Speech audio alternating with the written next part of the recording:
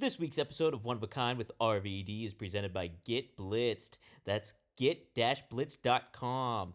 Get Blitz Let's Aid is nano-infused THC syrup, and it is a premium cannabis-infused syrup formulated with nanotechnology for fast-acting effects. And you can get 15% off your order when you head to get-blitz.com and use promo code RVD. Get 15% off. Head to get-blitz.com, promo code RVD, 15% off. It's one of a kind, baby. Raw Van Dam! The whole effing show! Raw Van Dam! The whole effing show! Van Daminator! Van Terminator! Van Crushinator! Van Assassinator! Hey, what's up, everybody? Wow, I didn't change the frame. It's Dominic D'Angelo, but it is one of a kind with RVD, and guess who I'm here with? I am here with RVD. Rob, how are you, man?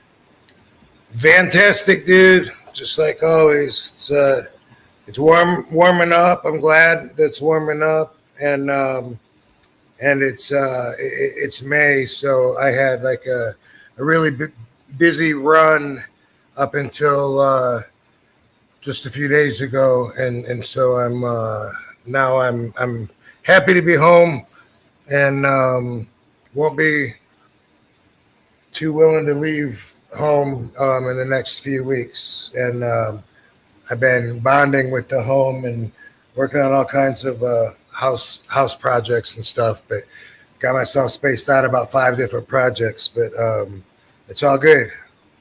Dude, I was looking at your schedule beforehand here to see what your upcoming appearances were, and I was looking at your month of April, and holy shit, you were jam-packed. You were everywhere, man. Yeah, I think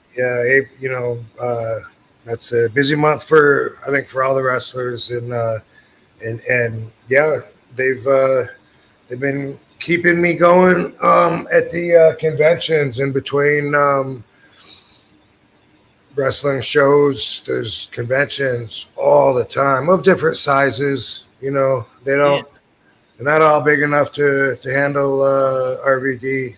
The one I did on Sunday in Toronto, it was a pretty big show, but it was really weird how it was set up, and I wasn't at the table very long, and it was a mixture of everybody saying, wow, you did a great job. You made everybody feel like they were special. Stuff I normally hear, I'm good at it. I like doing that, and the mixture of that, and then a bunch of them like saying, do you want to hang out? Do you want to hang out, sign more pictures? Like I'm good, but if you want to do more, then you can. And I'm like, I mean, you said we're done, right? And then I was really confused, and someone else said it too. You could. Do you want to sign more? I mean, while you're here, because my flight got delayed or whatever. Uh-huh. And I was like, you mean like work more? Like you work more, though I'm done? like work more, pay more? I was so confused. I was confused, but anyway, I talked to him on the email, and he was saying, I was like, man, you had a ton of pictures for me to sign, and he said there was like 800 or so, and I was doing the math on that, and like on these convention stuff, they average $100 a person, because they charge in the States, because they charge like 60 or 70 for a normal autograph, $20 more for a premium if it's a Funko Pop or a belt or a action figure, and then same for your camera. And so I was thinking, wow, average 100 times like 800, and that's like, wow, 80 grand. Like that's not. Yeah, they didn't have too high expectations, but anyway, but it was cool. They were nice and everything. What I was gonna say was it was set up different. And I when I was telling them afterwards, like, usually, I'm at the table more, this and that. He said that they only have like a time limit. Like each guest can only be there for an hour or an hour and maybe an hour and 45 minutes out of the whole day or something, and something weird like that. And so it was confusing. I don't know. And the tickets that they sold them to were like half the price of what they get in the States. But then it varies though. Like WrestleCon weekend, people are paying the prices that I'm just talking about and waiting in line at WrestleCon. And then later on in the day, I'm at the casino and I'm signing autographs. And the dude comes up and he's like, "Hey man, yeah, I was gonna." He said, "I was gonna see you at WrestleCon, but I don't have enough money for one person, and so I went to see so and so because I knew you were here." And I was like, "What do they charge you here?" He said, "It's free." I'm like, That's crazy. That's a better deal. Yeah, that's a way better deal. Yeah, and same thing at that dispensary, Indigo Dispensary in New Jersey was also free for the people that came out. So sometimes it's a promotional expense for the sponsor, and sometimes they're trying to make their money back. Right, exactly. How was the dispensary? Did they get a good turnout for that? And like, Yeah, they did. They sure did. It was it was a big line that didn't stop until the end of the hour. They had to cut the line off, and so that I could eventually leave. Like close to when I was supposed to, and pretty much all the signings seemed to go that way when we were in Philly. Philly's a good town. can't beat Philly. I miss it. I lived there, like I said, for 5 years before, and I missed a lot of aspects of that. I could definitely move back there, I think. Yeah. And see what happens. But how did you like Toronto as a city and everything like that? They got a good comedy scene. I know they're notorious for like stand-up comedy up there, and just kind of. I love Toronto. I've always liked Toronto. I got some friends up there. Harry D, the referee, like usually always picks me up from the airport, makes sure that I'm taken care of and everything. And Marco, long time friends for a very long time. And this was a quick in and out. I got in Saturday night, 11 o'clock, and was scheduled to be at the convention till 3 and then leave at a flight that left at like 5:19 or something. So pretty tight. But my flight was delayed. Eventually, it wasn't going to be able to get me home at all on Sunday night. And when I was at the airport, I had to fly like to Dallas anyway and spend the night there. So I ended up just buying my own ticket on some cheap airline that I never heard of, Flair Airlines. And I don't remember hearing about them. But anyway, middle seat. So I gave up first class seat to sit in the fucking middle. But it was a direct flight. It got me home Sunday night. And I just couldn't wait. It was like felt like I've been running this fucking marathon. And it was like I saw the finish line, like I saw it weeks ago. I'm like, after Toronto, I'm going to take a break. And I had all these projects I'm working on have been like eating at my brain, stuff I want to get to that I've been like, okay, I'll wait till May because I've just been too divided. My focus has been dissipated. I've been feeling like, throughout the whole month, tired and needing rest and trying to catch up. And that's not my normal vibe anymore.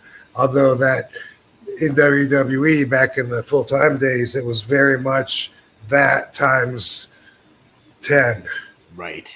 Jeez. I know. And they're always probably when you were in W, and you mentioned this before, like it always just seems never ending when you're there because it's just the ride never stops, basically. Yeah, and I mean that's how it was, and I don't know if things are different or not. COVID changed a lot of the schedules, like at least temporarily, and then plus the deals are different now. Concerns and a little bit of caring about the health and welfare of the talent is a little more important now. So I don't know really now what it's like, but it was definitely when I was there, it was like I'd never stop. I mean, being off meant, like 3 days maybe, and that's including travel there and back. And I was just, always so tired. What was I gonna do once I was home? I couldn't imagine the families like fathers that go home, or us, women too, but people that have children and stuff, and they get home and then snap right into parent mode, take their kids to school the next day. Like, I just always felt like wow, I don't have that kind of energy. Right. I need to recharge and regenerate and find my balance after you've disrupted me. Right.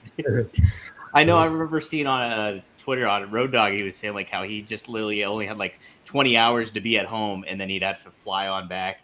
And it's just like finding that time to just kind of decompress and worry about like just your general life situation and what you got going on. It's like it's unbelievable. I know you get into a pattern of travel and stuff like that, but still, it's got to be a slog, man.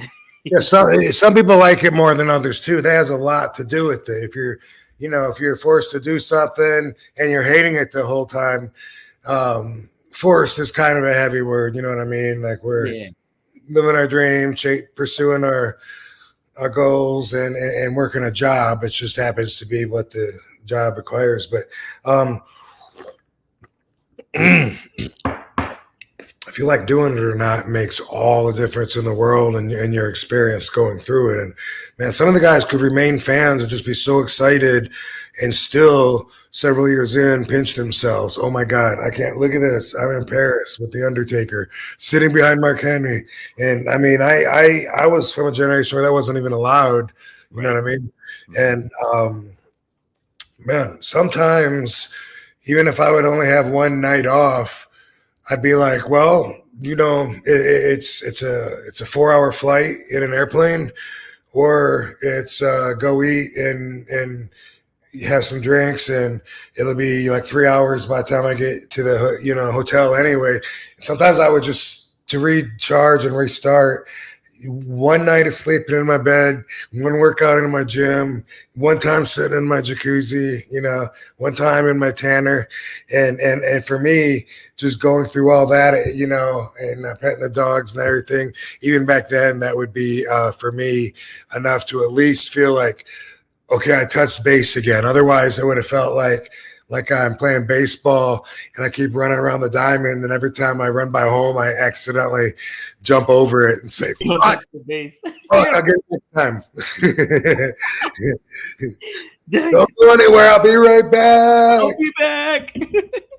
Fuck, I missed it. Damn it, son of a bitch. Yeah, that's a good way to describe it, I think. So.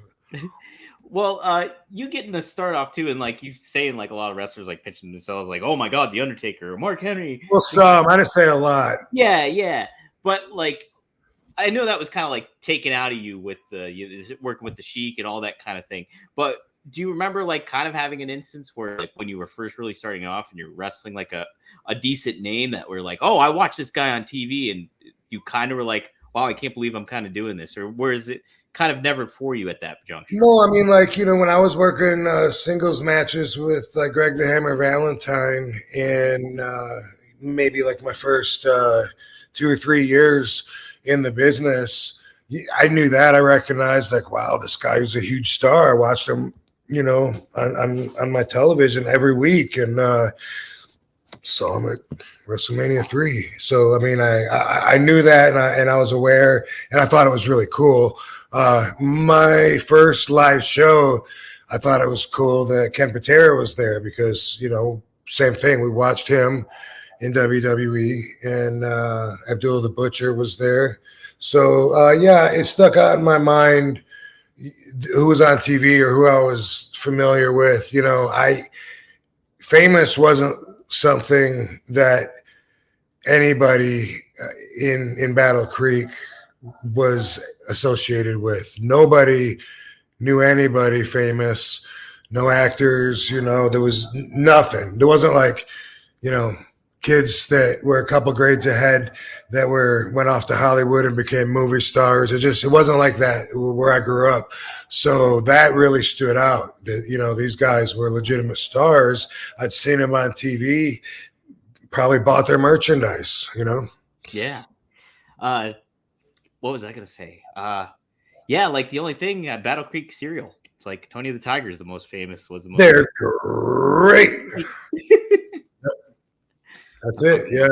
But somebody did, my friend Ron Roach Rocho in Battle Creek. Did just send me something and on Facebook about like the three most famous people from Battle Creek, and of course there's me, and then there's a drummer from I I don't know if it's Metallica. I'm fucking it up. He's in Gull Lake, I think, not actual Battle Creek, if I remember right. Not sure. And then some guy I'd never heard of is, I don't know if he was like a philosopher or something, Oh, really? Solitude or something, and I don't know. But I think maybe it's time to go ahead and erect the RVD statue. There we go. Man, that would be. How many people did you graduate in high school with? How many people were in your class? I don't know for sure. I'm gonna guess, looking back, like 40 or 50. That's it. I think so. Wow. I had 84, so I was like 40 or 50s. Really a lot less. Yeah, I mean that's my guess. Yeah, that's a small class, so that's crazy. I thought you would have had like 400 or 200 or something. But that was just guessing because I always just assumed Battle Creek was a bigger area or a bigger city. Well, I had several school districts. So I went to Penfield, and then during all the sports, we would play against all the other school districts. And there was Harper Creek, and there was Lakeview, Battle Creek Central. That used to be where all the black people went to school. That's how it was. It was like segregated like that when I grew up there. I don't know if it's still like that or not. And I heard it is, but someone told me that they went to Battle Creek Central, and they were like couple of the only white people there, and that's how it was at our school for the black people. We had like maybe 3 in each grade. Yeah, if it was 3, we had more than 10 white people for every black person, so maybe it was higher than 50, but I don't know. Ask AI or Alexa or something. yeah, I really don't know. But and then there was St. Phil, which was like some kind of Catholic school. I guess that was probably private looking back at it. Springfield, and I guess sometimes you could call Gull Lake, and was it not Urban Valley. That was Urbanville, some shit like that. Huh. Anyway, a lot of school districts right around within the Battle Creek city limits. Okay. I forget. Did you play any organized sports in high school? Okay. I joined wrestling in maybe my junior year, I think. Mm-hmm. And I don't know what year it was, in high school anyway. And then I didn't stick with it because I wanted to be a pro, and I weighed 165 pounds, and I remember I looked around and everybody was really small. All the really good wrestlers were skinny and wiry, and the coach was saying, I should be able to get down to 230, down to 135. And I was like, I want to weigh 235, I want to be a pro wrestler. Here I am at 165 trying to be a pro wrestler. And, that meant a lot. But back then, that was a lot harder of a barrier to cross. So anyway, I didn't stick with it because of my, conflict of goals. And besides that, I just kind of goofed off. It seems like I might have joined track and field, just doing flips on the pole vault mats for a couple of days and then quit or something. Yeah. That's good. Yeah, it's like I never did high school wrestling. I did basketball, but that was it. That's also why it's ironic that I would one day be considered one of the most athletically gifted wrestlers in the business, and a lot of fans appreciate me because of my athletic abilities. When you think athlete, you would think that I was a jock, that I was into sports, and yeah, I never was. No, yeah, you just got into the kickboxing and the martial arts stuff aspects of it all. That and showing off on a diving board. There you go. Yeah. Hey guys, remember the times, those E-Feds or those Creator Wrestler Leagues? Man, I miss them. Good old nostalgia. Well, you can have it now here with Modern Mania Wrestling GM. and it's available in the App Store. So you can check it out. Wrestling game fans looking for the best pro wrestling GM mode for pro wrestling booking sim on mobile will love Modern Mania Wrestling GM. Modern Mania Wrestling GM is a pro wrestling general manager game presented as a collectible card game. It allows you to be the booker in control of your own wrestling empire, man. As a head promoter of your own fantasy wrestling league, it's up to you to book the best shows against the competing companies. Can you bring the promotion to the very top and become a pro wrestling tycoon? You'll collect cards for wrestlers, tag teams, venues, sponsors, special matches, and more. Hundreds of amazing characters flesh out this entertaining universe. Each character is totally original, while also inspired by today's wrestling scene and pop culture trends. It's pile driving parody at its finest. Modern Mania Wrestling GM allows you to customize your pro wrestlers' stats and gimmicks, create your own factions, set up your own feuds, and so much more. Do you have what it takes to be an elite GM? Start tracking for all your wrestlers, detailed title histories, top contender rankings, year-end awards, and more to help this best wrestling simulator of any mobile wrestling game out there. Our awesome community of players shares personal results as well as ideas and feedback that help to shape and improve Modern Mania Wrestling GM for future updates. We strongly feel Modern WrestleMania GM might be just the best wrestling game in the business. And guys, if you don't have time to sit in front of your television and play WE2K24 or anything like that, man, this will fill your needs and get things going. And hey, if you use promo code HEAT, you can get free wrestlers and free cash in the game. Get you a head start on Modern Mania Wrestling GM. Check it out. I'm definitely going to download it on my phone, play it up, see how it is too, and give you guys more of a review too. But go use promo code HEAT to support the RVD podcast and download it. Check it out. Modern Mania Wrestling GM. Got a super chat, guys. We're live. We're live on YouTube, RVD's YouTube channel. We're live on RVDTV.com. We're also live on Rob Van Dam's Twitter, too. So, but if you guys want to get a question in, you can just use the super chat. So I definitely see it and able to pick it up. It also helps the podcast out. So hit like, hit subscribe, use that super chat. We got a super chat right here, Rob. Corey Donovan, thanks for the $5, man.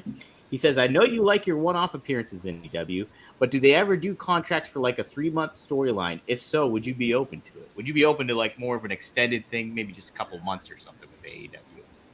I would like to think that I'm open to any conversation, so it's anything's worth considering. Let's hear what you got in mind, whatever. But no, I don't have any of those talks. Just what you see is what you get, and that's all anybody's talking about. Yep. All anyone's talking about doing. Let me put it that way. Yeah, there you go. Yeah. So, no, definitely cool appearances. I love seeing the one-offs that you do and stuff like that. And I know people do like seeing you in AEW and everything. So, lots of talk. One thing that fans don't take into consideration that I do, it's cool having time off, and I don't want to be full time or anything like that. But it is a big disadvantage being in the ring because no matter how much conditioning that I do, there's no wrestling conditioning like wrestling. So, if I was wrestling like every week, instead of sometimes every 6 weeks, maybe 8 weeks, whatever. Then it would you would have a little bit even more fluid RVD. So for people that haven't thought about that are like, well, he might not quite be what he used to be, and whatever. I'm not saying you're wrong. I'm not saying I'm not 53, but I am saying that that's something you probably don't even think about. Is that it's a big advantage when you're in ring condition because you're in there doing it, and so that is one thing that I think about when I think about working like weekly or under contract with an actual job versus just taking the shots here and there. There's pros and cons, obviously, to both. Right. It's depending on how limbered up you are and all that stuff. It's got to be tough too. If you're like, there is nothing that can simulate what you're doing in the ring like that. It's like you can run and do all the cardio you want and all that kind of stuff. But geez, hitting the ring like that, it's got to be a lot different. And also, there's other things you got to do, that you fill in that time with if you're not just wrestling. You know what I mean? And for me, a lot of that's traveling and which the other guys are traveling too. But if they're traveling and in the ring conditioning themselves, and I'm traveling and beating myself up with the travel and not conditioning because I'm out doing signings and missing sleep and like an idiot drinking my way through the weekends, which probably doesn't really help when it comes to needing a little extra recovery time when I get back. But that is something as well. You know what I mean? Absolutely. Yeah. Yeah. We got another super chat here. Christopher Dale. Thank you for the $2. We've talked about this a little bit, but any memories of your fellow All Japan foreigners? So like I know you interact with a lot of those guys, from Stan Hansen to Gary Albright to Bobby Duncombe Jr. Talk about that a little bit. Those guys, wait, is that what they mean by foreigners, or do they mean? Right. I think so, because he says fellow All Japan foreigners. So okay, yeah. So Gaijin dis. Yeah, absolutely. I was so young when I started going to Japan. Like when I look back, I was such a baby, like right out of high school, shy and introvert, but I believed in myself, and with wrestling, with the martial arts, and I had no problem thinking I could get in the ring and then handling myself, but doing that with listening to the right advice. That's people that are trying to tell you do more of this, less of that, lighten up, stiffen up. You got to decide who you're going to listen to. And that's a challenge at that part of your career. But man, I just turned 22 when I started going to Japan. So just 2 months ago was when I turned 22, and Johnny Ace was the leader of the Office clique. And he was really tight, of course, with Baba, Mrs. Baba. And also in the Office clique would be Del Wilkes, the Patriot. He was cool, but, him and Johnny would often go grab dinner together, when we get off the bus or whatever. So that was just the same clique. Doug Furness could be in that clique. Stan Hansen, I would put in that, like those guys would gravitate towards each other more than the Hoods, which were the guys that were like, hey, do you know somebody in this town that hook us up? When we get off the bus. And that would be like Doc, Steve Williams, and like you mentioned, Gary Albright, myself, Danny Croffett, Johnny Smith would hang out with us, Jackie Fulton, or not Jackie Fulton, Steve Armstrong. Oh, okay. Why do I have Jackie Fulton and Steve Armstrong mixed up? Huh. Well, are they the same guy? Interesting. No, but Jackie Fulton would be over there though, and he would, hang out with whoever. He wasn't really a Hood. He might have a couple beers or whatever, and some of the guys were crazy and some weren't. Kamala, the second. A lot of people, when they see him, the footage of me with that guy, they think, wow, Kamala, but not the Kamala that I grew up watching. This guy's name is Ben Peacock. He's from Georgia. He tagged with Kamala in Japan. They called him Kamala the second, and then also they called him Kamara, which is Japanese for Kamala. Yeah. But he kept that Kamara name, and he was always there, almost every tour, and very entertaining guy. I talked to him recently after not talking to him in at least 10, maybe 15 years, and it was cool to see he's doing really well. Bobby Duncombe Jr., you mentioned, he was like one of my closest friends. Mike Lazansky, another close friend. Okay, let's see. I'm starting to run down on some of these. Jim Steele. Yes, sir. Good guy. I brought Bobby Bradley over there for like one tour. And yeah, these guys were all good and a different level. Oh, the Blackhearts were there one time. man, did they get heat? They got so much heat, so much Did heat. they? What they do? Like they were just Everything, and it's really just one of them. David Heath was one. He's a nice dude. And then the other guy, Tom Nash, I believe is his name. He was the one that he just can't help it but be super annoying. At least back then, Oh my God, like tried way too hard, to fit in. Always had to talk when it's quiet and say something, but always said the wrong thing, and David got heat just because he's his partner. But that dude, they told me this story, Tom Nash, which I'm sure he doesn't mind me telling. Matter of fact, it was on the Luna Vachon Dark Side of the Ring. But Tom told me this a long time ago that he used to be married to Luna Vachon, and he suspected that she was cheating on him with El Vampiro. Oh, okay. Yeah, Vampiro. Yeah. And so he said one time he pretended that he was, and they were all roommates, like Vampiro staying with him and his wife. And so he said one time he left to go to work, but really he just went a few blocks down, waited a little bit, and then came back and snuck into the house. And when he did, it was, I think it was a win-lose because he was right. He discovered that his suspicions were on point, but he walked in watching Vampiro dicking his wife, and then Vampiro beat his ass too. What? Oh no! Yeah, but anyway, I mean, it's a funny story, even though what a thing to laugh at. But it wouldn't be funny if it happened, to anybody else. But man, this guy, he called me Von Dumb. That was his nickname for me. First tour that I've met him, but since I was younger and greener than him, he acted like he was trying to help me out. No, Rob, don't buy a Coke and don't take a Coke out of your refrigerator in your hotel room. That's going to be like 500 yen there. Go to across the street to the vending machines, only 320 yen there.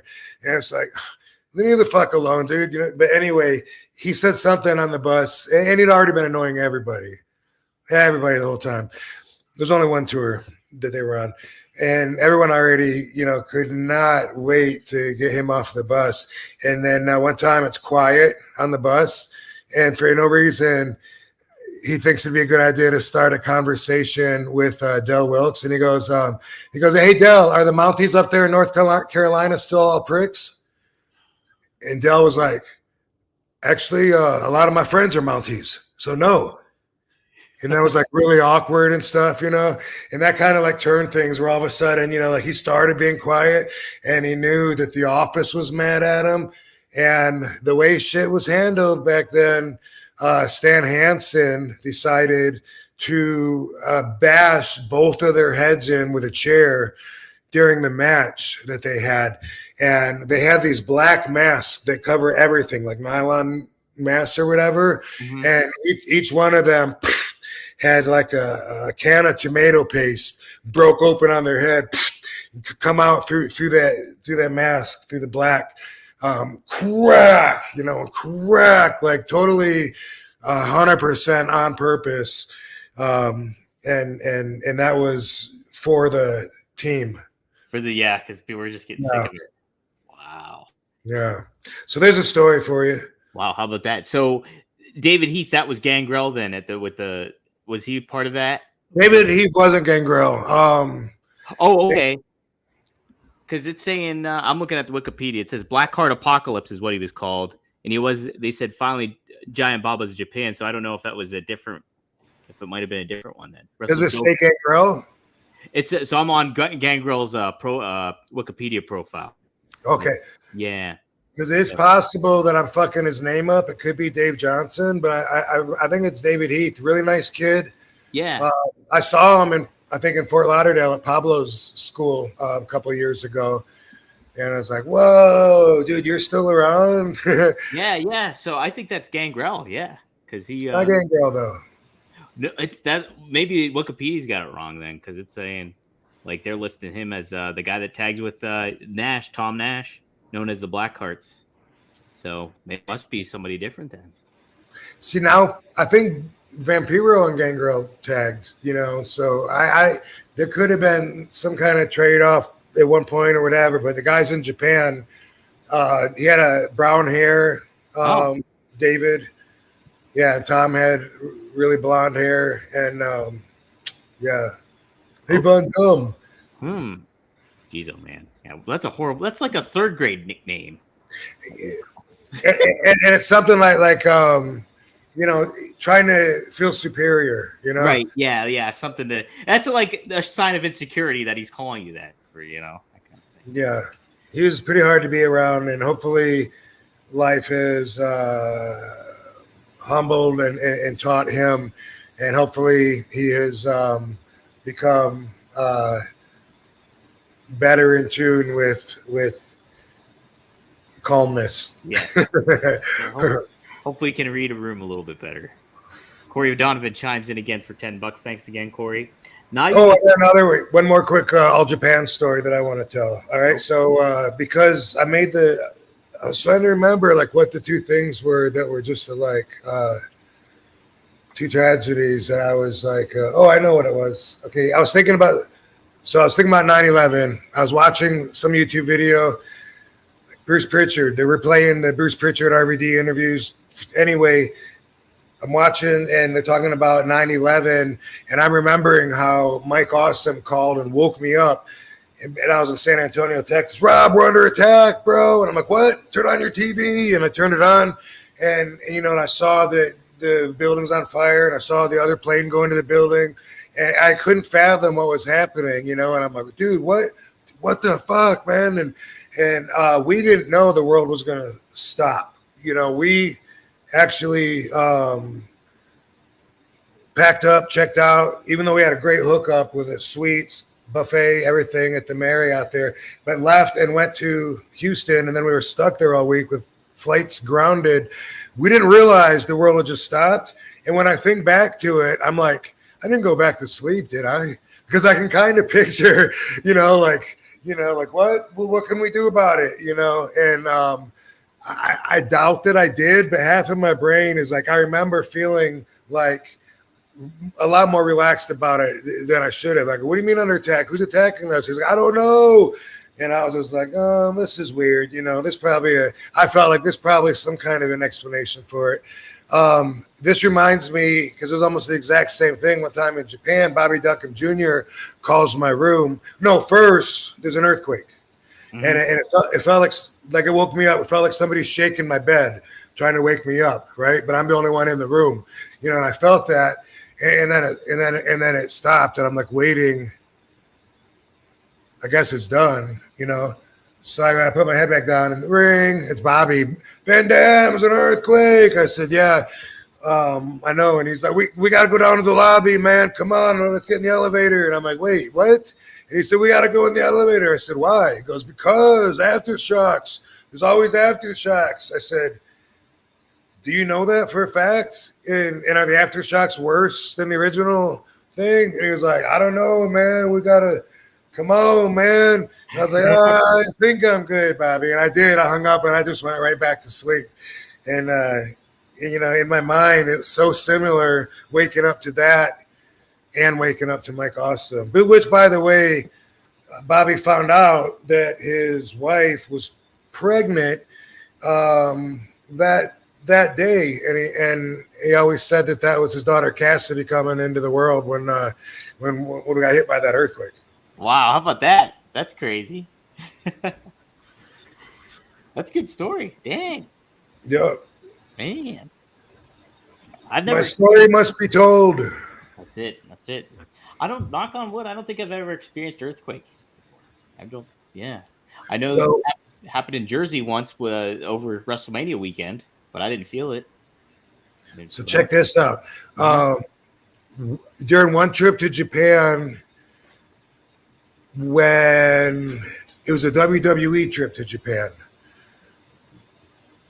and we got all this news that they're having this tropical storm, and so we're flying into a tropical storm to land during that, and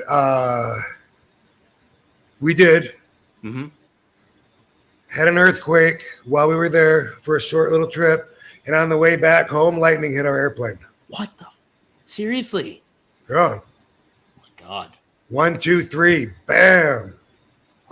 That you braved all the elements on that one. Holy shit. One, yeah. I'll never forget. Paul Heyman was sitting like in front of me on this airplane, and I was sleeping. And when the lightning hit, I thought that we were on the runway and that a truck just ran into us, like one of those moving trucks. Yeah. That's what it felt like. So it felt like it was that impactful that you And I was just waking up, so I didn't think, oh yeah, we're 35,000 feet in the air. I didn't think about that. I was just like, what? And then and the captain made the announcement. Folks, don't panic. That was just a little bit of lightning that struck the aircraft. Sometimes that happens. And Paul turned around and he was like,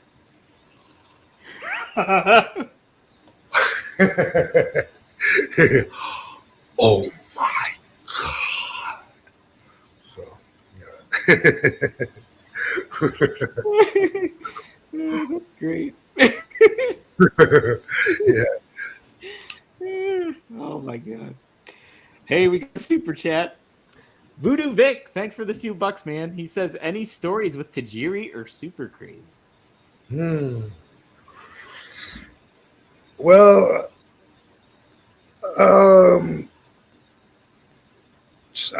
super crazy. I like him. I can't think of any stories. I worked him just 2 years ago for Noah in Japan. It's always great to see him, see that he's still going, still doing his thing. Tajiri, I have been around a bit more.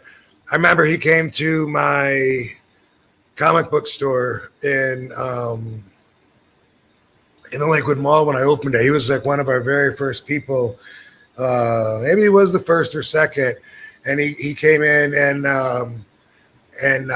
did a few autographs, whatever. And then anyway, we never gave him money, and that was way back in, what was that, 2005, something like that. It was so long ago. And but anyway, we used his money that he brought in for starting capital. And so when I was in Australia, maybe 3 years ago, maybe it was 2020, maybe last time I was in Australia, I guess we did an ECW thing. Sabu was there, myself, Tajiri, Shane Douglas, Shane's trainer. I wanted to say his name before you do. Yeah, thank you. Dominic Danucci was there. It was a really cool tour in Australia. But anyway, I pulled Tajiri aside. I said, Tajiri, son, you remember you go to my store one time, boom, boom, boom. And I said, you bring in this and, we use that. And I said, so he said, oh, yeah. I said, yeah. So I owe you. And I gave him some money like 20 years later. And he was like, oh, you're very honest, which I am.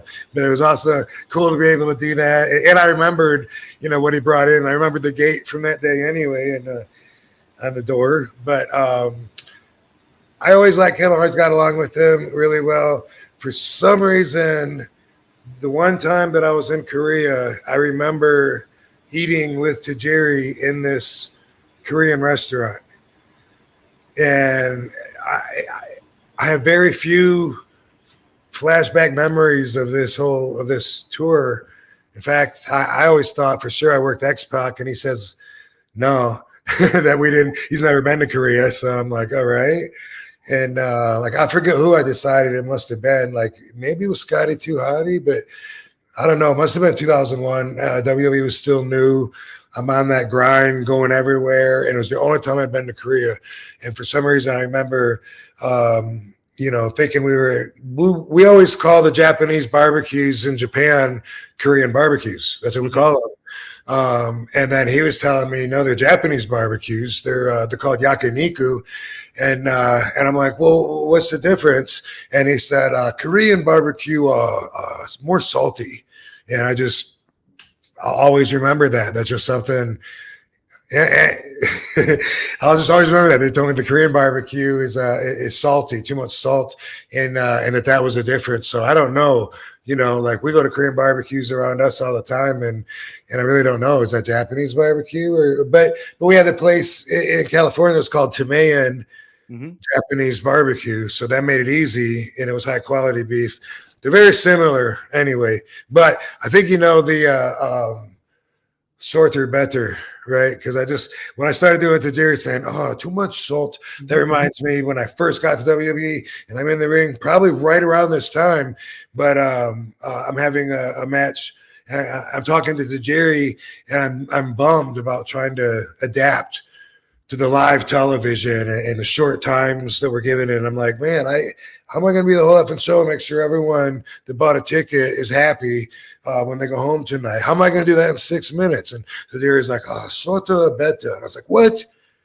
Tajiri, you sold out, bro. I can't believe you did that, man. Like, man, I want to show what I got. I'm here. Sota beta. I was like, man, I can't believe you. And then after like about 1 month of getting the checks and realizing if I just ran in and did a kick off the top rope in the main event in a run-in, I would get paid 3 times what I would having a 15-minute match earlier in the card. All of a sudden, I was like, shorter better. Shorter better. Yeah.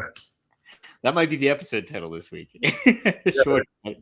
That really, when I think about it, that really is like the difference is that I went through that conditioning to believe that, and like people want to see great matches, like, RVD, wrestle, you name them, right?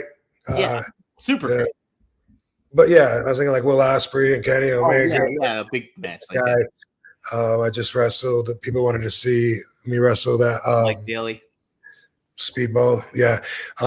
But those guys don't think shorter better. You know what I mean?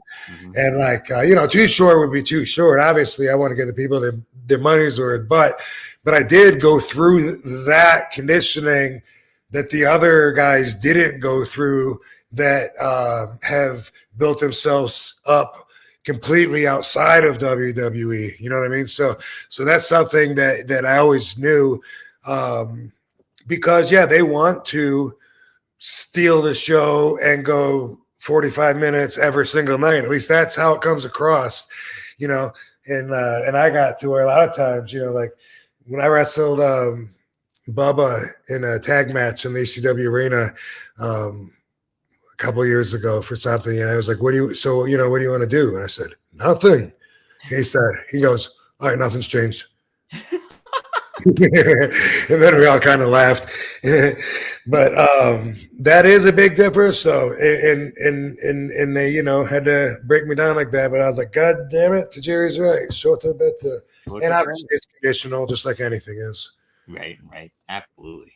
Oh man, Tajiri. When I wrestled AJ Styles, though, you know what I mean? Like if I hadn't gone through that conditioning of where, I wanted to do, as little as possible to get it in there, tell the story, and not worry so much about showing I can do every single high spot. If I hadn't gone through the WWF machine yet, then when I wrestled AJ Styles in TNA, then we would have had some of those fantasy kind of matches that he and everyone else used to probably think of, because I'm sure when we started working, his hopes were up a lot higher probably than mine, because I was at a different stage in my career, and I was like trying to teach everybody, like, hey, all right, you hear that? It's time to go home.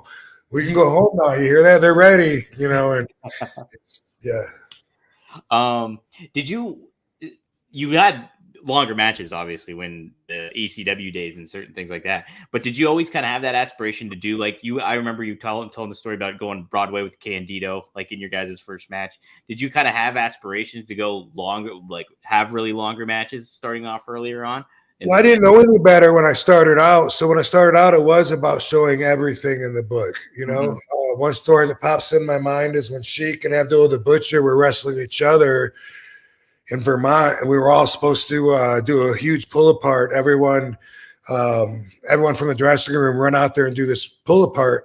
And Sabu and I were like, hey, let's let everyone else, because they're gonna get gaffed.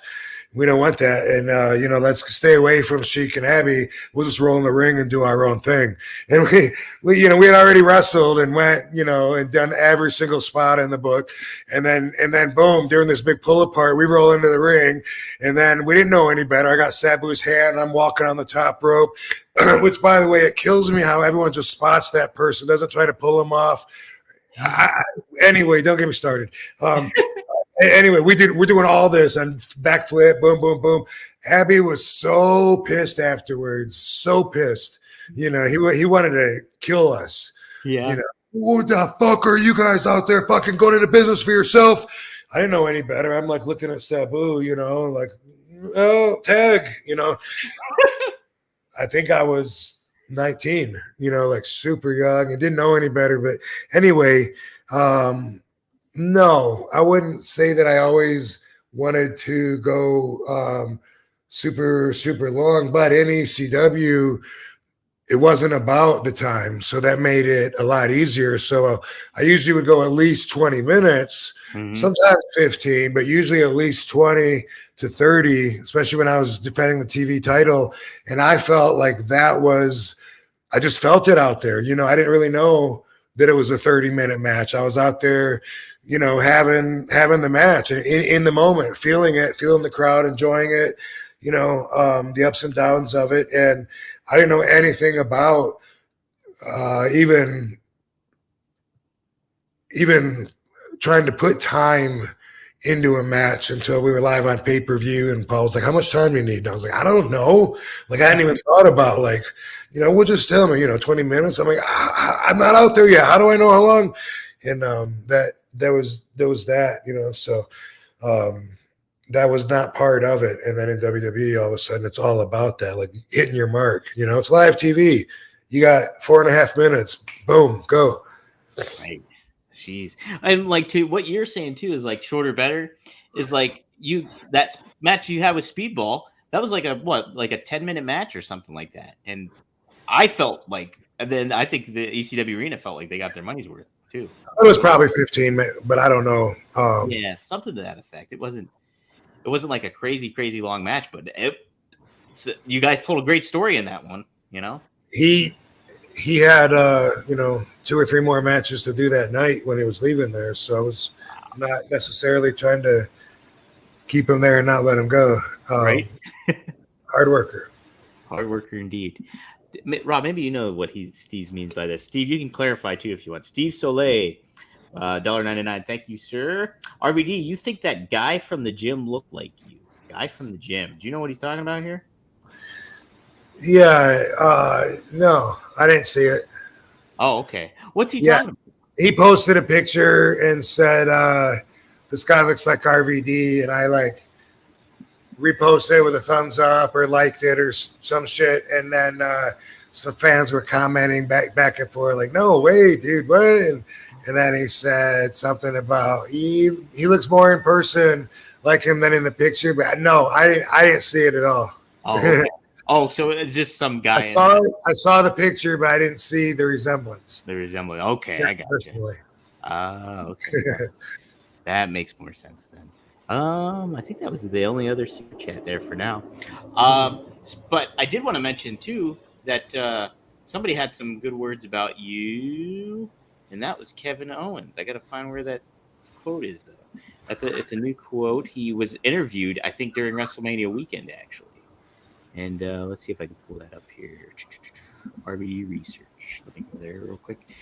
He was speaking, during WrestleMania weekend here, and he had to say, so he talked about some of the people he got to be in the ring with, like ECW wise and stuff. He said, I got to be in the ring with Steve Corino, who became my mentor. He was my absolute favorite growing up alongside Stone Cold and Shawn Michaels. And then Rhino, I got to be in the ring with him too, and I loved Rhino. I got to be in the ring with Sato Tanaka with Tommy Dreamer. It was great. But then he says, Rob Van Dam is probably the one guy from ECW that I didn't get to wrestle and that I would have loved to wrestle. But maybe it's not too late. Who knows? Kevin Owens, he obviously is having a great career so far in WWE. and has wrestled Stone Cold at WrestleMania and stuff like that. So they have a lot of confidence in him. What do you think about Kevin Owens there, Rob? Good kid. He obviously likes the extreme style, and the crowd loves him. Worked his way up on the indie scene, and then he's been doing really well inside WWE. I think he's from Montreal, some town in Canada I went to a few years ago, and everybody couldn't stop telling me, this is the town Kevin Owens is from. They were like so excited. This might have been 5 years ago.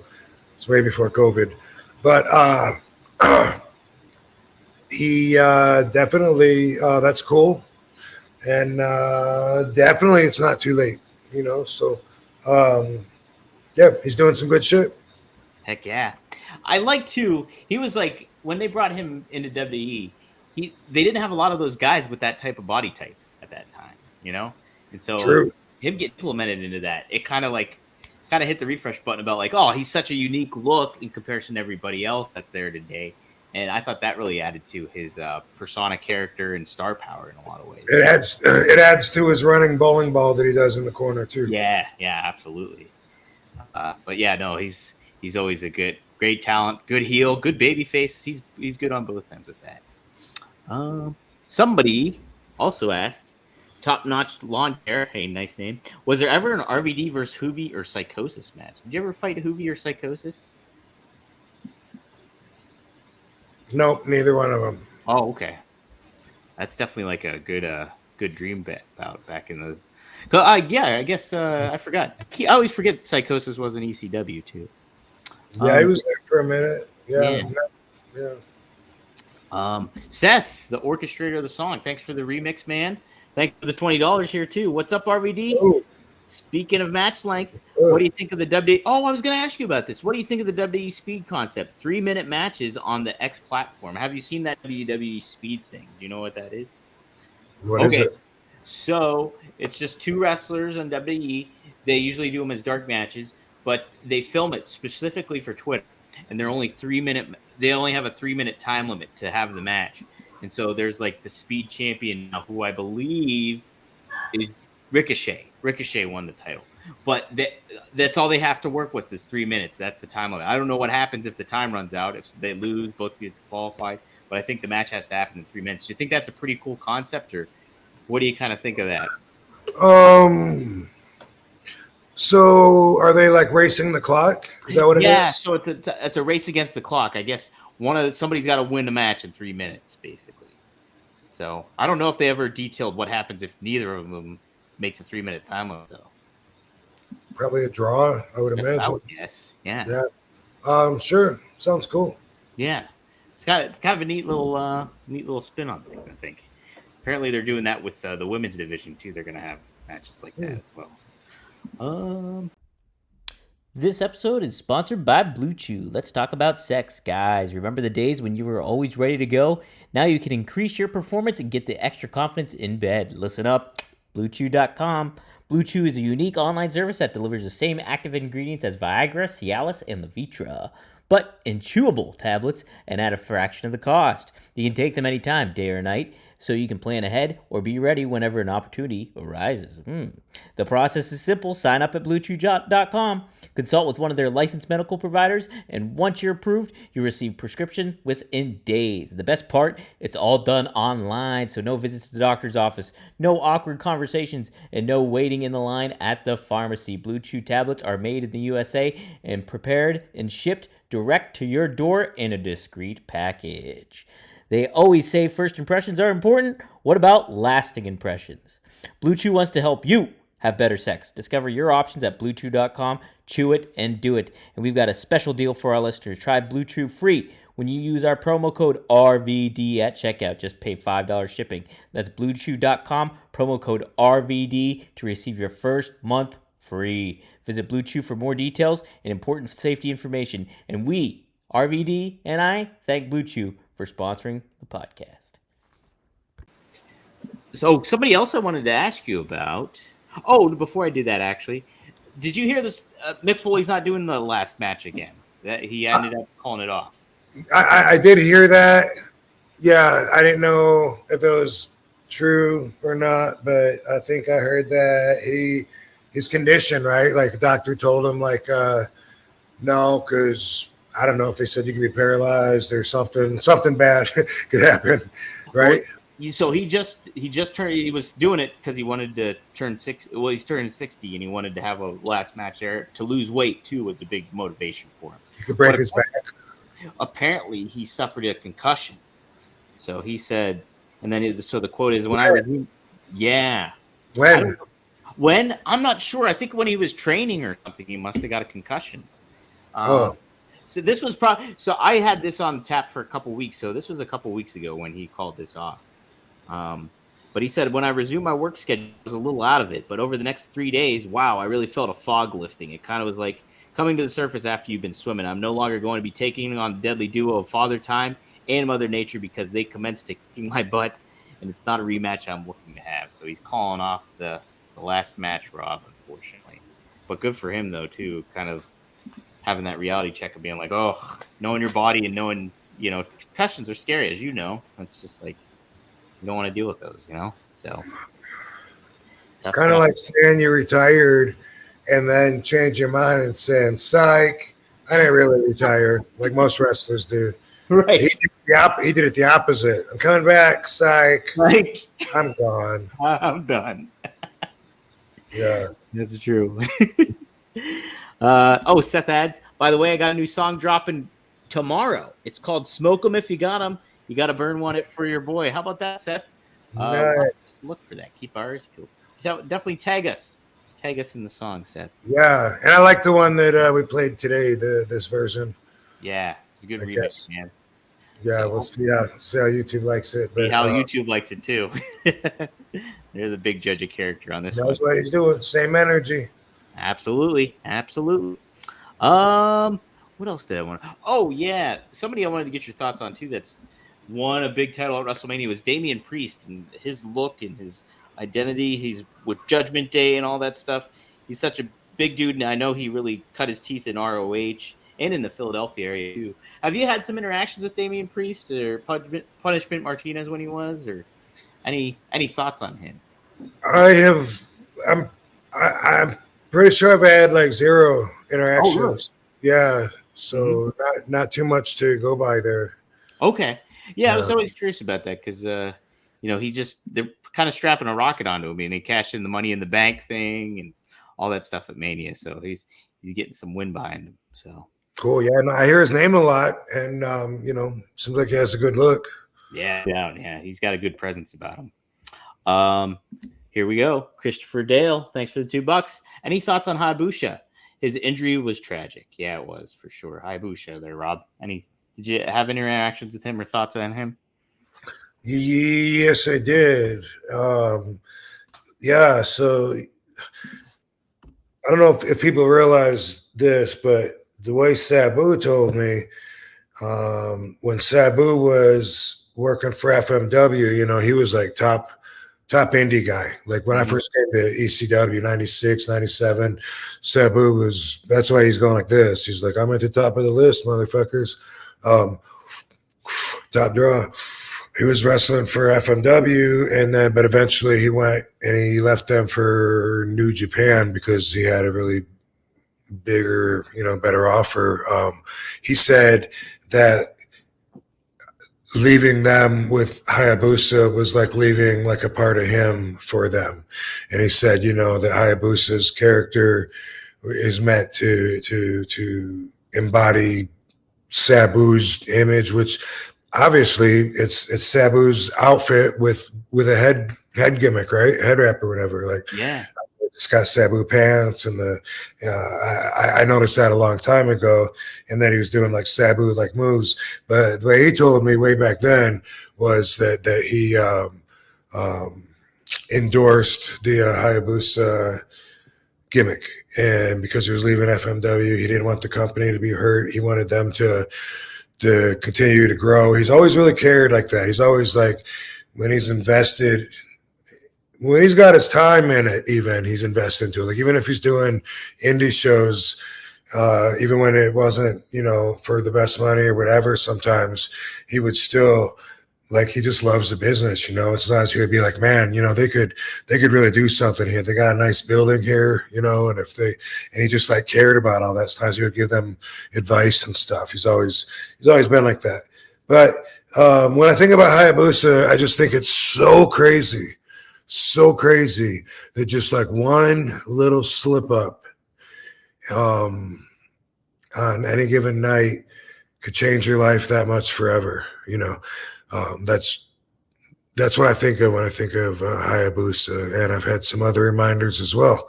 But with that one, I can really relate because I'm in the ring, and you know, and sometimes I would just think like, oh my God, what he must think of me taking a DDT, spiking my head into the mat. You know, like I wonder if he thinks like, you know, hey asshole, don't do that. You can fucking walk. You know, and I wondered about that. Yeah, man, it's definitely one of the tragic aspects of being in that kind of being in the sport. You know.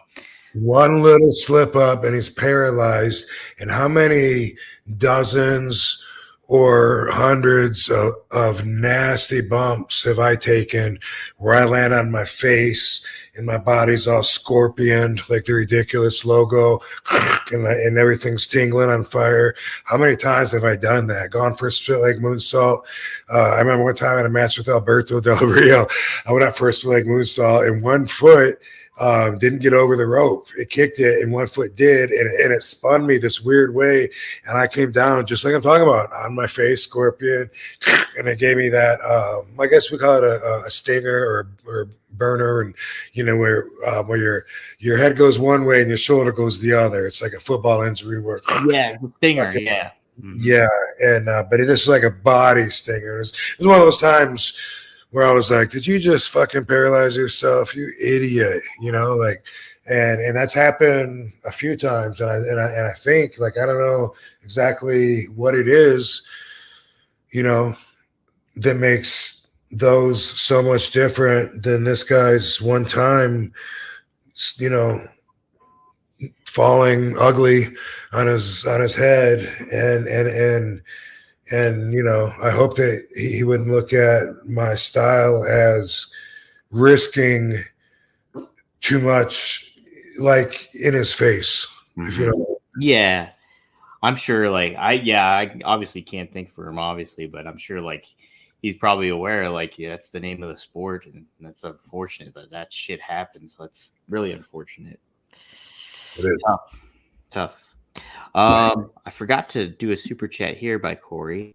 He said, not even a question, but I met Sabu last week in Massachusetts, and he talked to me for at least 30 minutes. He's a great guy, and I appreciate how extensive you both answer questions instead of just being a yes or no. That's pretty cool. Yeah.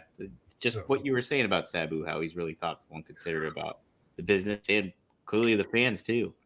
Yeah, I would. I liked it when we had him on the show, and he's talked about us doing something together, you know, but we hadn't followed up with it. But yeah, we're always really comfortable with him, and it's funny because we'll. I feel like when I'm with him and around other people, they must see like the same chemistry that they've always seen. Yeah. 100%. Yeah. Because I mean, I mean, even if he is like serious or talking serious or whatever, I'm going to be joking and not as serious, you know. Right. Oh, stuff. So great. Well, even during our episode, you were like talking about like how it's because you were smoking cigarettes, and he's like, I wasn't smoking, and you guys are kind of going back and forth on that. Yeah. Yeah. I enjoy his company. Absolutely, man. Yeah, we'll have to get him on and stuff. I love Sabu. Let's see. Oh, here we go. What memory? Thanks, Clap Douglas. Oh, I like that name for this Canadian $7. What memories do you have from recording your voice for the ECW video games? I've always been a fan since the late '90s and consider you a legend. Do you remember doing the voiceovers for that?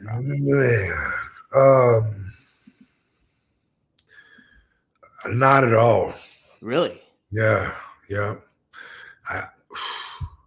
Not at all. I had that game though, Hardcore Revolution. I think he's referring to, that was a fun one. What year would that have been? Maybe 99, maybe 2000. I'm gonna look it up now. Hardcore Revolution video game. Tell me where the production company is at, because I'm thinking maybe it might have been at Keith Aram's awesome house in Hollywood that the studio was at. I certainly did some voiceovers there. That's where I did the video game, the one with the Saints Row or Saints. Oh, the Saints Row. Yeah, yeah. I Whatever. forgot you were in that game. That's sweet. Boondock Saints. Saints come marching in, something. So this game came out, Rob, in 2000. It was for the PlayStation, for N64, and for Game Boy Color, actually, too. They had it. I'm trying to see where they did the stuff at, though. I'm not on the Wikipedia. I'm not seeing where they've had the recording stuff. But by Acclaim, so they did the original WWE games too. Okay. Yeah. Well, yeah, I don't remember that. I'm sure it was my first time doing that, probably. And I've done it a lot of times since then that I can remember, and like when we do acting parts, I don't know if people realize this or not. A lot of times I can tell when I'm watching TV just because, I know it's like on the side of the camera. So it's like watching people work sometimes when they're just acting out a scene. I'm thinking about the camera angle and, stuff that a lot of people probably aren't. But a lot of times I can tell when I have to drop in, some audios to fix some stuff. And quite often that's like a whole another day. If you do I don't know, movie or a TV show or something, and it's like a couple days, they might call you back to do some ADR, which is, I don't know officially. If you look it up, it'll tell you officially, but it's like a automatic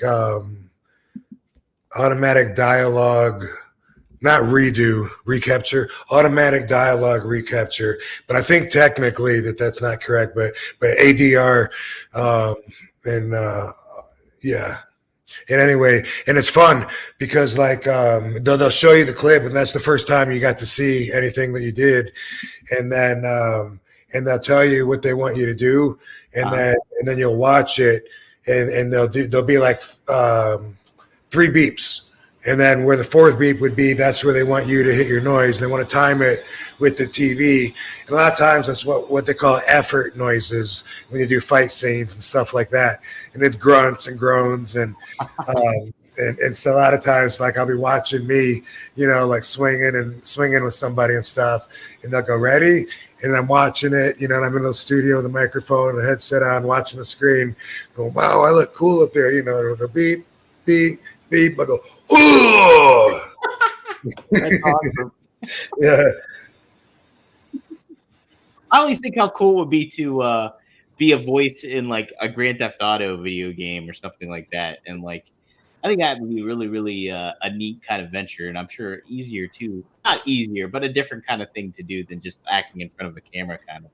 It'd be cool to do a cartoon. I haven't done that. And really, I still sometimes wonder what happens first, the chicken or the egg, Yeah. Are they drawing to match the audio track, or are they watching the cartoon and then fitting it in with the dialogue? And I'm probably sounds silly for saying I don't know, but I don't fucking know. I don't know either. I think if I had to guess, I think they would do the audio first and then do because it has to sound natural and shit. You can't throw the audio out to fit something that isn't natural, right?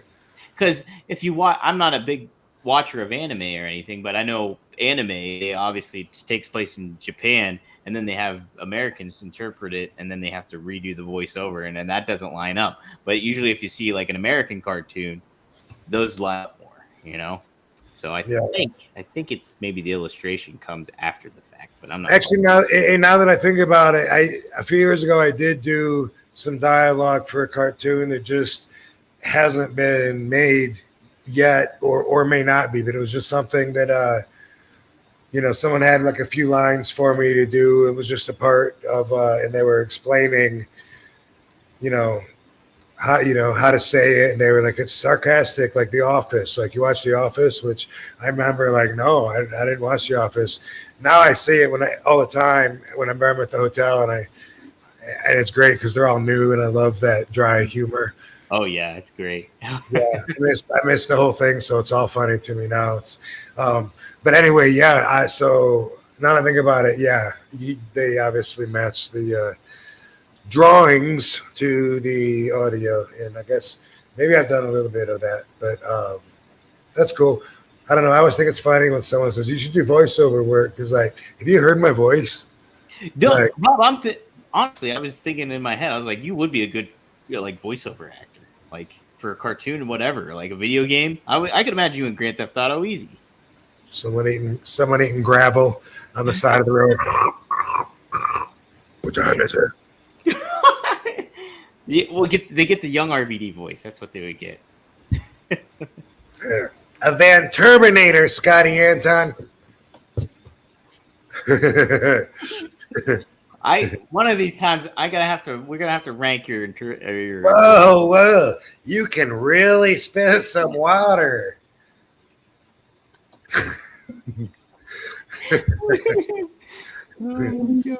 Great. Here we go. Steve Soleil, thanks again for the $5. Did smoking help get through some of the bad creative W you had over the years? Was that version of ECW an insult to the original ECW? So 2 questions there, Rob. Did smoking help sometimes with the WWE frustrations? Yes, but in the bigger picture, that's just like saying, it helps with pretty much everything. So of course, yes, whatever the oppositions to your good Zen flow may be, and if that's what it was at the time, which it definitely was, then yes, also got me heat at the same time, so there's also that. But definitely helped me get through some times that I might not have been able to get through or wanted to get through. When we first brought ECW back, it was cool. Like, people forget at first, I had some great matches in the new ECW with the likes of Test, Bob Holly, Big Show, Sabu.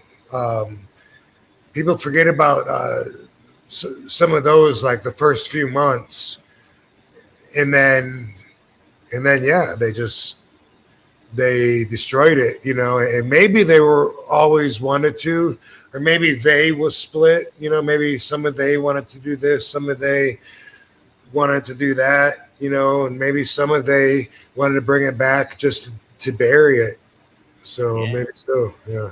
Did Paul ever express frustration how they handled the new ECW? Like, oh, of course, yeah. But I mean, it was still like, we looked at it like it was a good thing.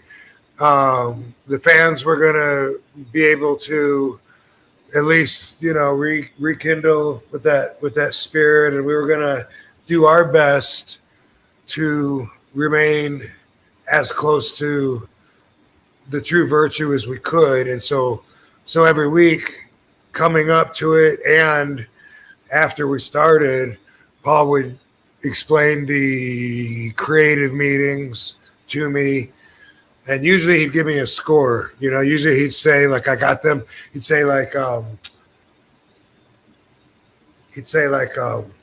got 4 of their stupid ideas turned down. We have to live with 2 of them. It was usually like that, and that was the stuff with like the zombie, or I think it was going to be a Martian first because it was Sci-Fi Channel, and then and it became a zombie, and a bunch of stuff like that. I guess Kelly dancing, with Brooke. Loved both of them, but looking back at it, like the ECW crowd in Philly, I would have ate them up. You know what I mean? Like, but anyway, yeah. So definitely, we were all frustrated. That was the battle, so it was something that I was invested in. So I enjoyed putting my energy into that, trying to make it the best I could. And then when that was taken from me, I didn't really have anything left to give.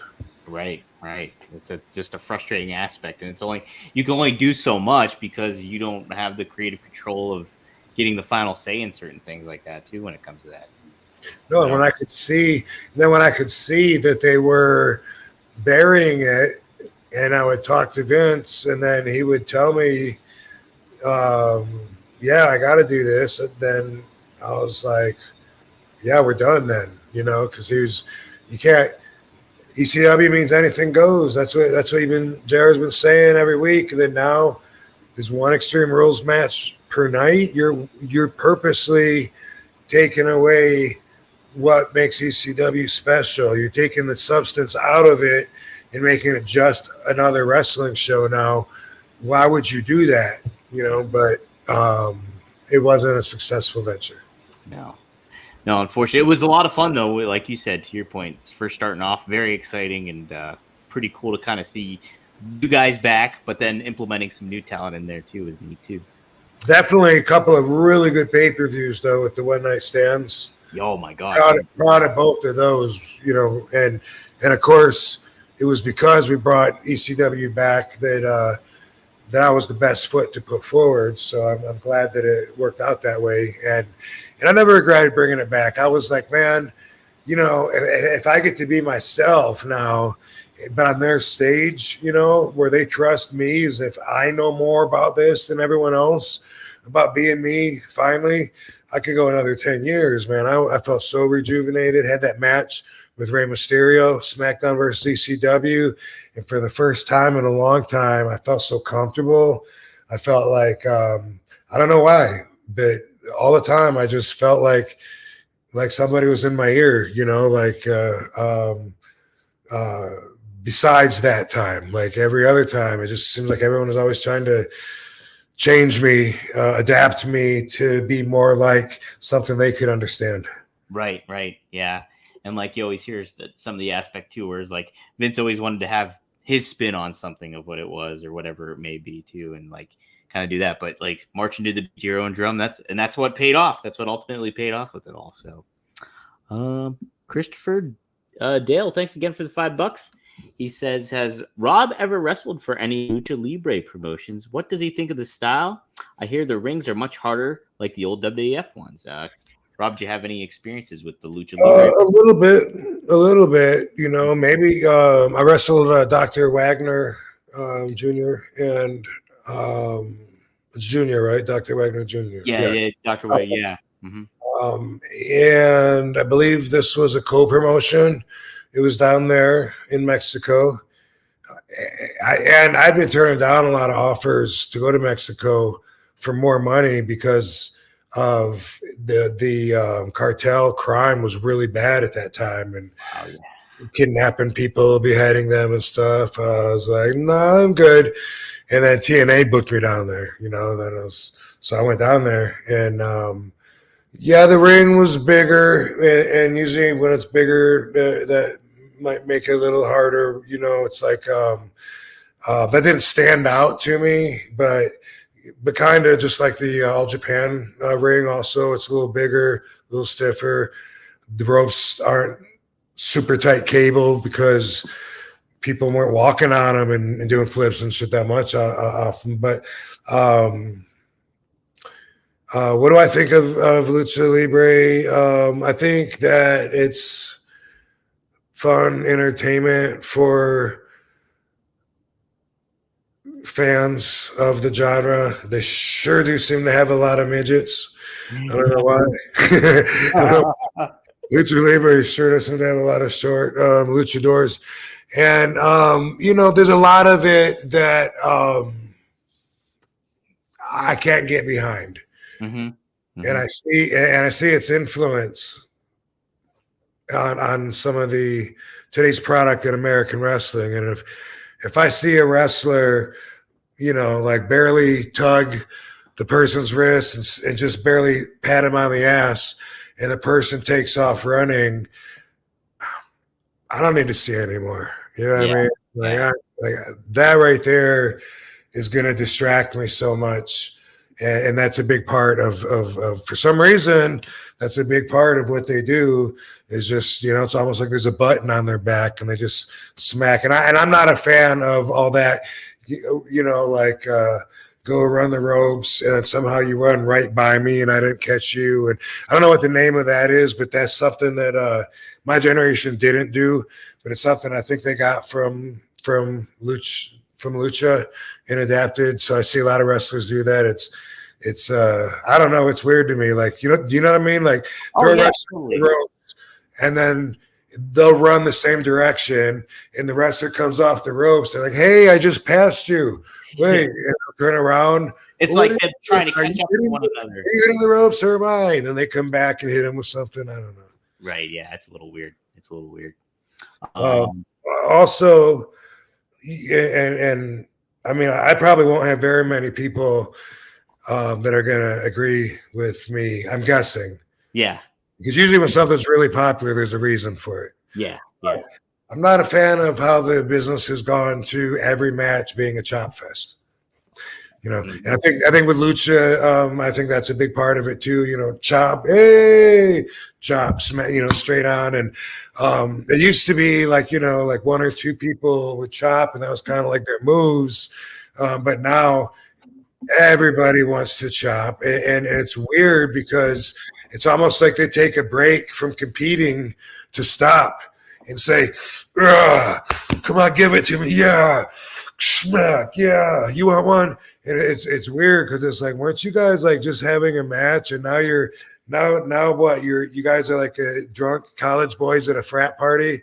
You know what I mean? Like, yeah, drinking, gulp, gulp, that's what it looks like to me and it's like, I don't get it. It takes away from the psychology, I think, unless it's a good exchange back and forth or a build up to something, from somewhere, but it's not. It's not. It's just, hey, here's the part of the match where we're going to do 20 chops. And are they going to be better than all the other chops that I saw on the other 19 matches? Yeah, right. They're going to be the same chops.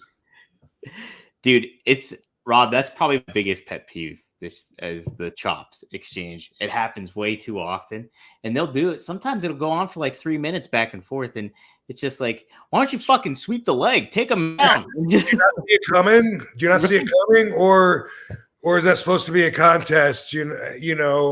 Which I don't know. Sometimes I think I know, and then other times I'm not so sure. Right. It's like if it's a tit for tat back and forth, but it's not. Sometimes they're like selling. And sometimes they're not. They're just standing there looking at them like they could be smoking a cigarette out behind the dressing room exit door anyway, just, standing there and taking it anyway. And it's like, I don't know what that means. But anyway, so Viva la Mexico. Yeah. I do like the Lucha Libre aspect of things. There's some stuff that I'll go and watch, like some of the matches. And yeah, some of it does not make sense.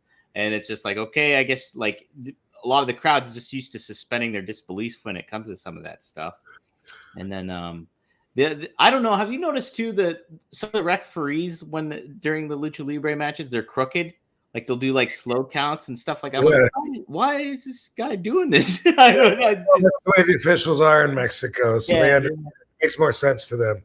It loses something in translation, but see, if you see the police down there standing in a roundabout, catching every car and leaning in their window and getting paid. And the only way you get out of it is if he's already got a car, you might be able to make it around in hurry.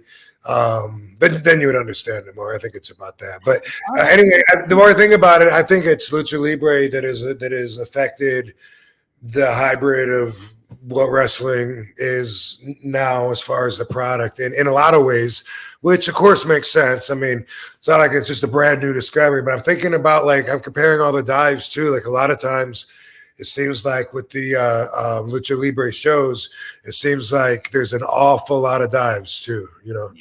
Oh yeah. 100%. No, but I think about guys like, Ray and stuff like that. And Psychosis, who we mentioned earlier.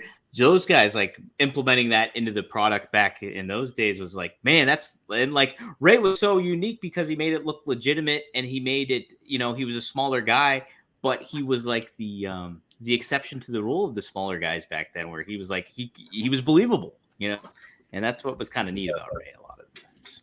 Yeah. Mm-hmm. So $5, Corey Donovan again. Thank you. He says, did you like the December to Dismember chamber match?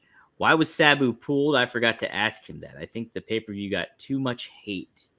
So that was that the final ECW pay-per-view, I think, that the guys did for WWE? I don't know for sure. I think so, though. Mm-hmm. I think so. I remember I had some fun in it.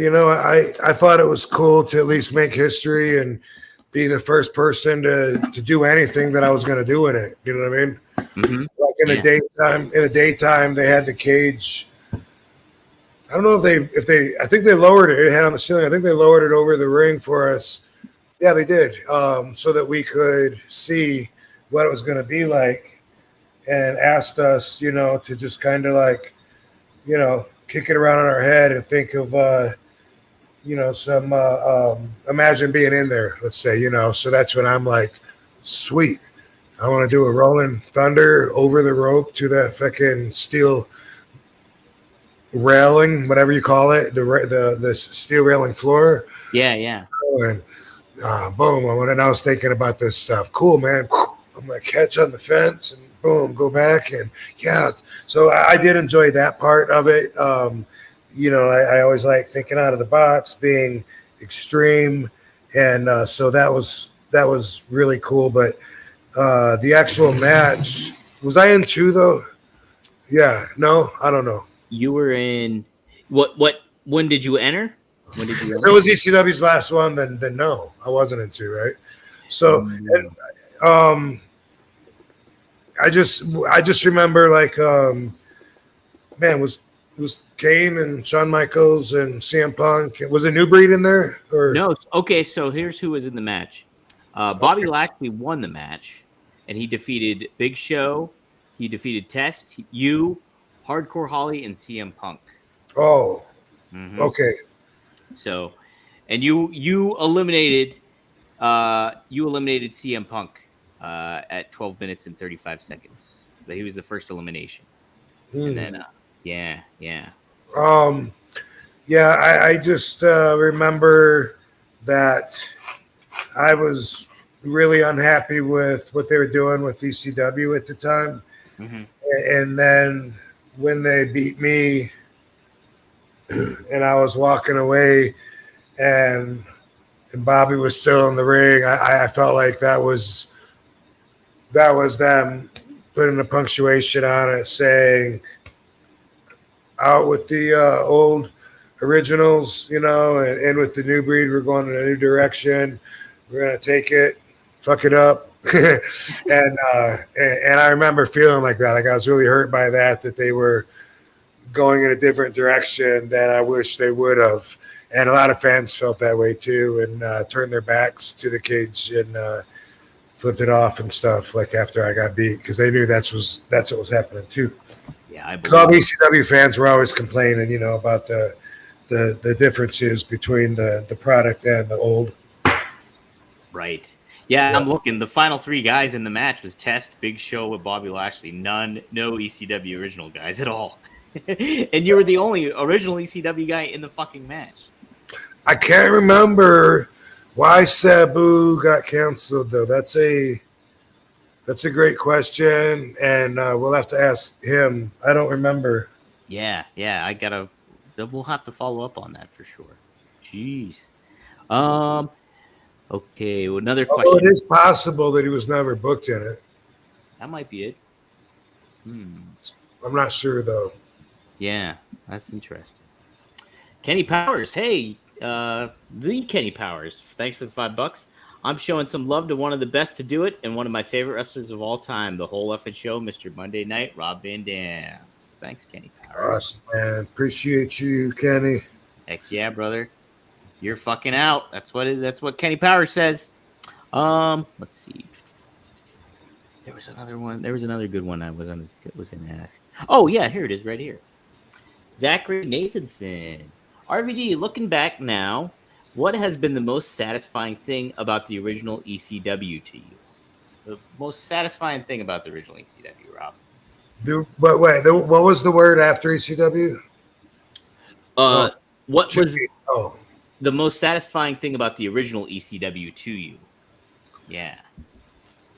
um, let's see. It's the right way to. Whoa! Why am I out there? I don't know. Are you hearing me on my end? Maybe. Are you Maybe. still echoing? Yep. Yep. Okay, 1 second. Hold on. The Let's see. Should have some headphones here. Anyway, the showcasing. Oh, I'm not echoing now. Oh, you're good now? Just stopped. Yeah. Okay, I'll plug these in just to be safe. Okay. Man, it was fun. It was a great place for me to learn how to put everything together and keep what I was going to keep and get rid of what I would get rid of.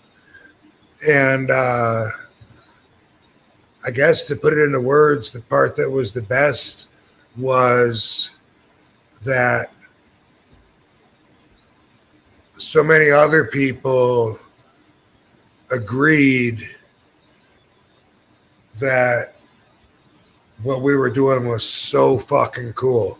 You know, we thought the show was so cool. The fans thought it was so cool. They still do. And so they'll always remember it. And it'll be so hard to be that fucking cool again. Yeah.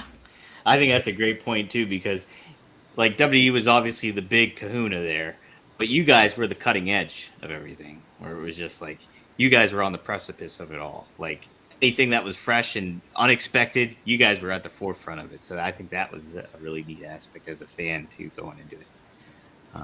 Good stuff. Good question. Cool.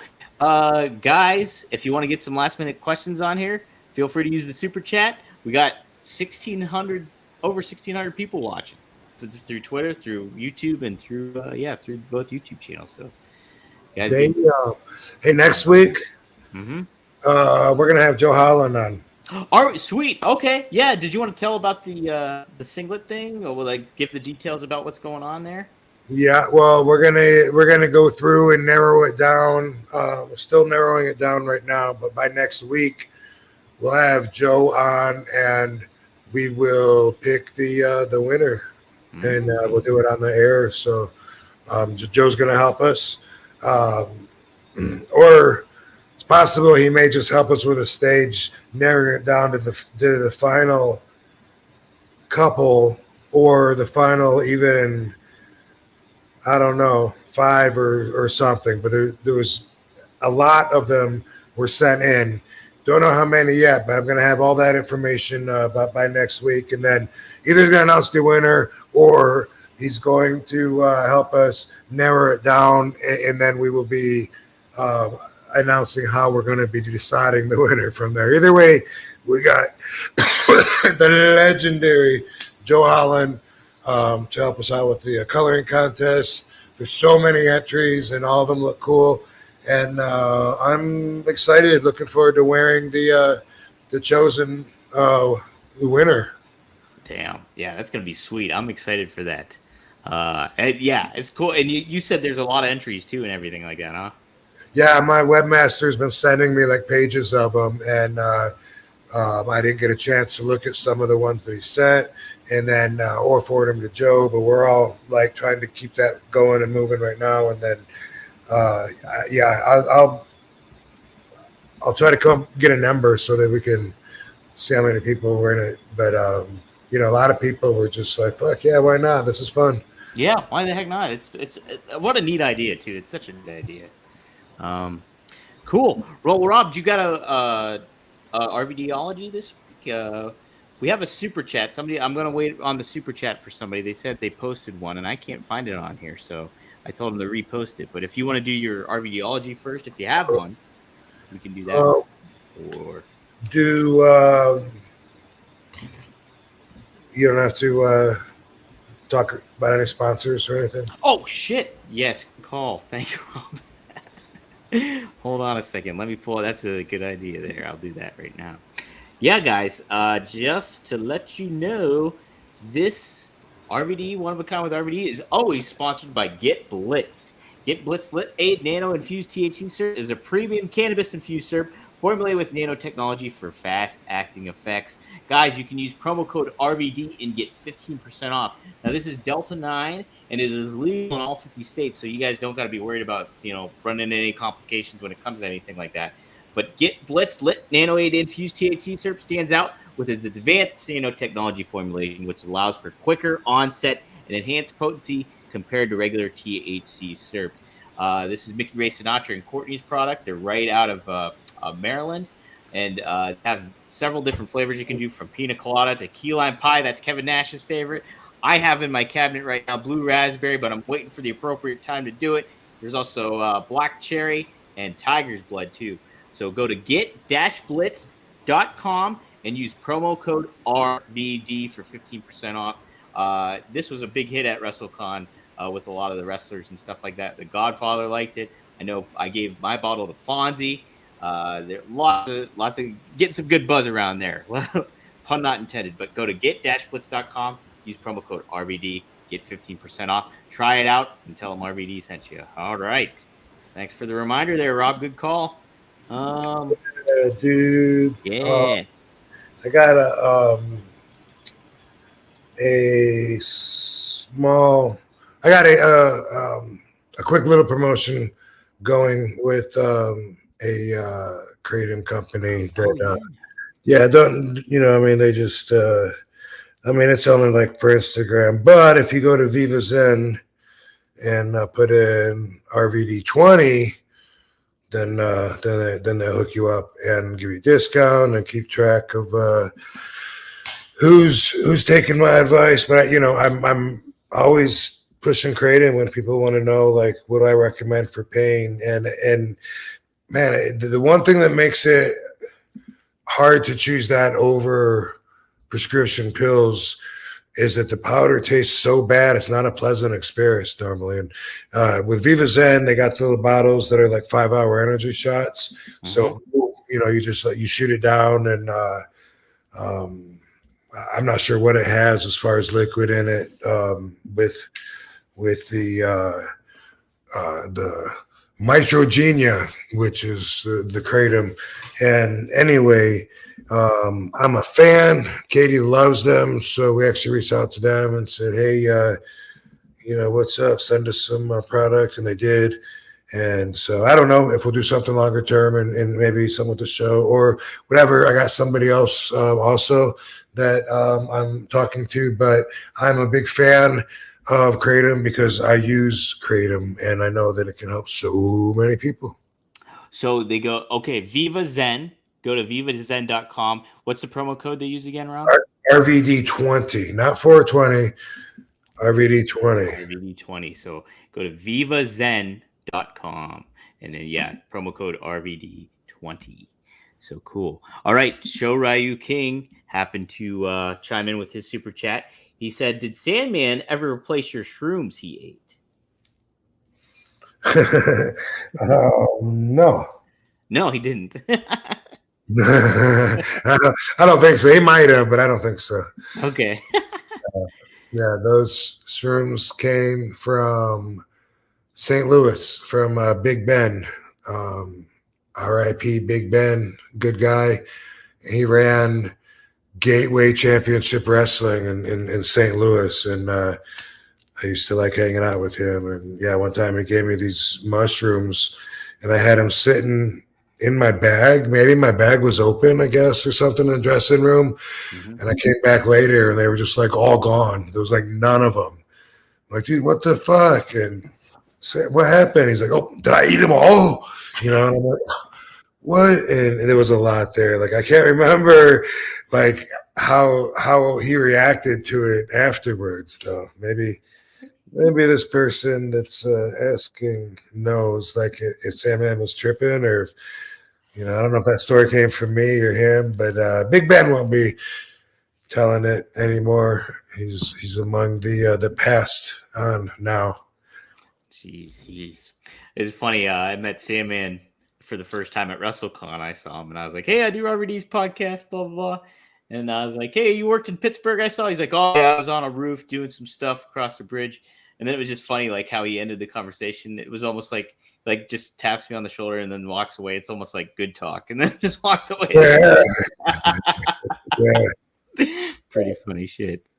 I saw him at that wrestling universe in Queens. Oh yeah. ECW day, everybody was there, and some police came in uniforms, and I don't know if it was because it was a cop or if that had nothing to do with it. I don't know either way. But you know, when they come in and see me, like, hey, boom, boom, RV, we get the picture. Yeah, good to meet you. Yeah, boom, boom, boom. Hey, here's a sticker. You know, subscribe to my YouTube. Anyway, I saw Sandman, and he just like he was writing an autograph to the guy who went over there next, and I just saw him go. As soon as he was done with it, he just laid the pen down, got up, and turned and just walked away.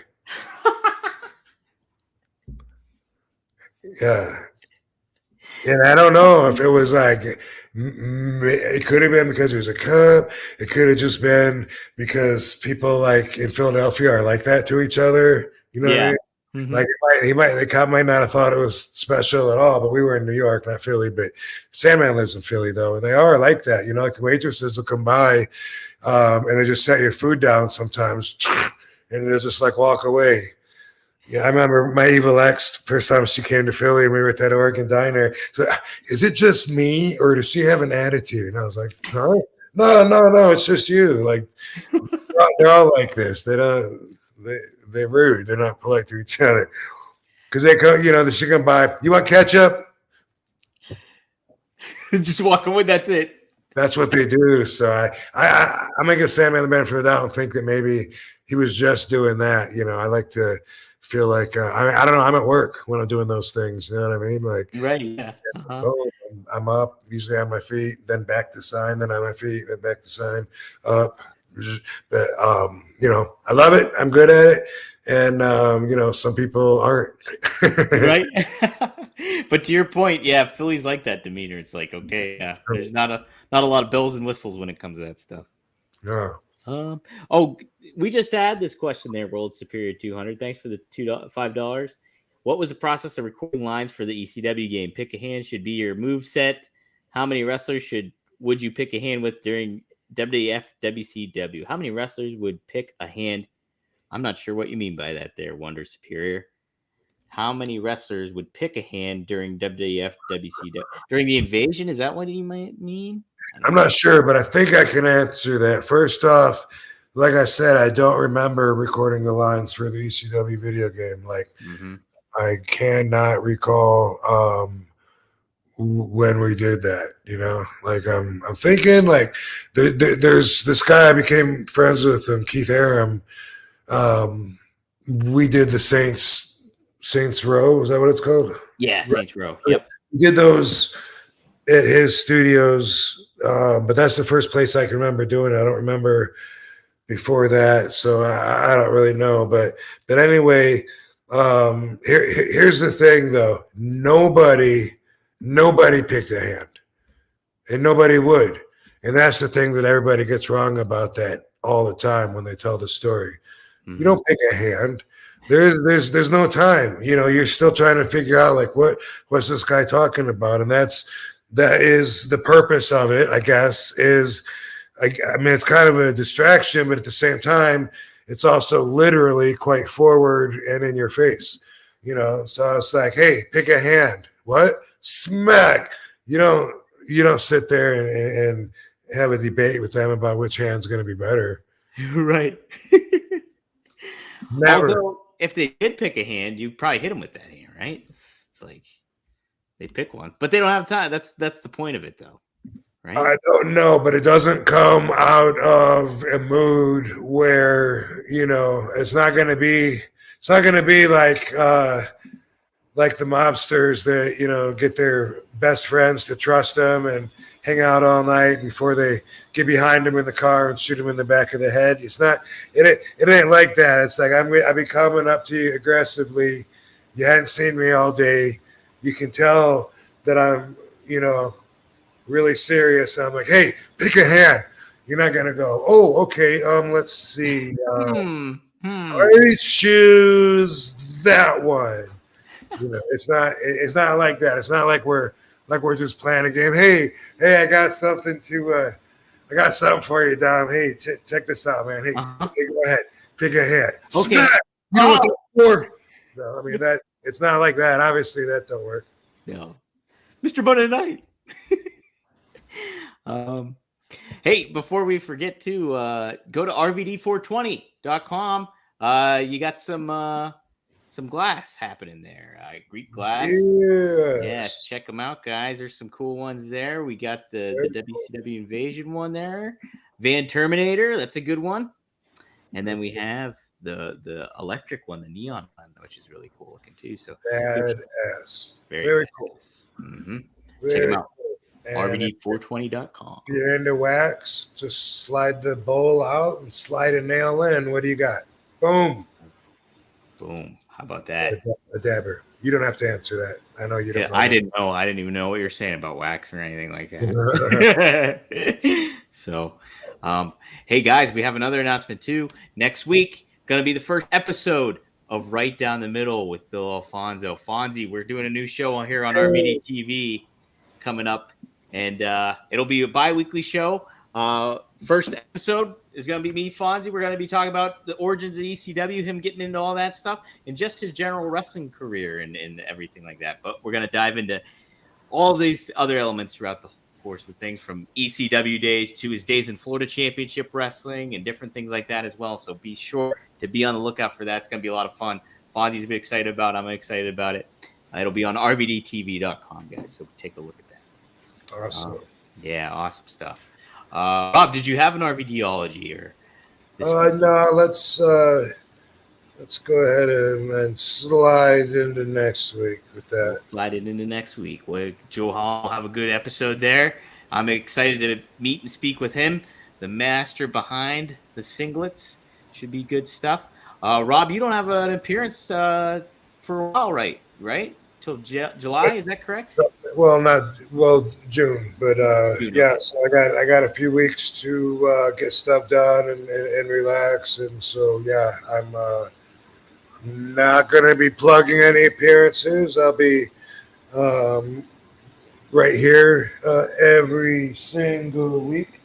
And man, what was it that you just said that you triggered something in my head?